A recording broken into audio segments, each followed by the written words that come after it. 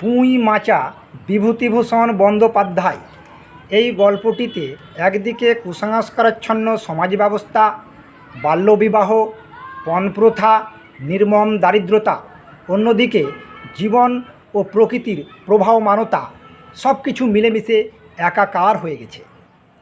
এই গল্পটির কেন্দ্রে আমরা দেখতে পাই সহায়হরি চাটুর্য নামে এক দরিদ্র ব্রাহ্মণ পরিবারকে। তার জীবন যন্ত্রণার শেষ নেই।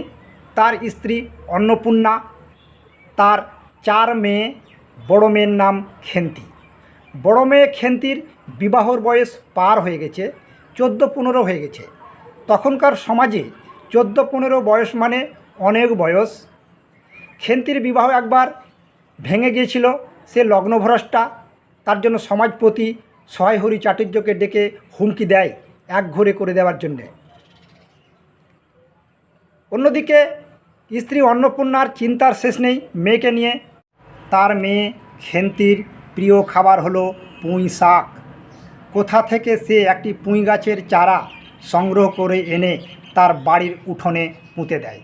সেই পুঁই গাছের চারা লেগে যায় এবং দিনে দিনে বাড়তে থাকে। অন্যদিকে খেন্তির বিবাহ ঠিক হয়ে যায়। 40 বছরের এক মানুষের সঙ্গে তার বিবাহ হয়ে যায়। সে শ্বশুর বাড়িতে চলে আসে।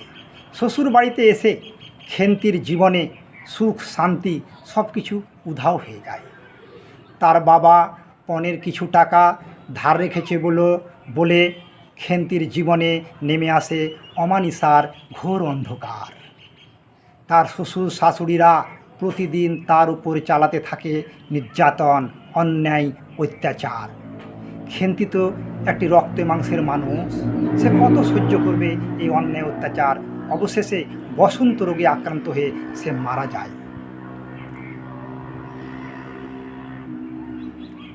আজ আমরা প্রশ্ন করব যে এই খেন্তি কেন মারা গেল? এই খেন্তির মৃত্যুর জন্য দায়ী কে? এই খেন্তির মৃত্যুর জন্য দায়ী আমাদের সমাজ ব্যবস্থার নিষ্ঠুর বাল্যবিবাহ, নিষ্ঠুর পণপ্রথা।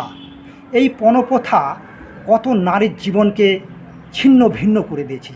এই পণপ্রথা যুবকাষ্টে কত নারী যে বলি হয়েছে তার শেষ নেই। তার জন্য খেন্তির মৃত্যুর জন্য দায়ী হচ্ছে আমাদের এই নির্মম সমাজ ব্যবস্থা, বসন্ত রোগ নয়। খেন্তি মারা গেছে, কিন্তু খেন্তির হাতে লাগানো সেই পুঁই গাছের চারা আজ মাচা ভর্তি হয়ে এদিক সেদিক ডালপালা ছড়িয়ে পড়েছে। তার মা বোনেরা তার লাগানো পুঁই গাছ দেখে সে খেন্তির অবয়ব রূপে তাকে খুঁজে পায়। পুঁই গাছ আজ আছে, কিন্তু তার রচয়িতা খেন্তি আর নাই। এখানেই জীবনের প্রবাহমানতা, যে জীবন কারো জন্য থেমে থাকে না, জীবন নিজের গতিতেই চলে। জীবন ও প্রবাহমানতার ছবি এই পুঁই মাছা গল্পে আষ্টে পৃষ্ঠে আঁকড়ে ধরে রেখেছে গল্পটিকে। তাই এই গল্পের নামকরণ পুঁই মাচা সর্বান্তকরণভাবে সার্থক হয়েছে।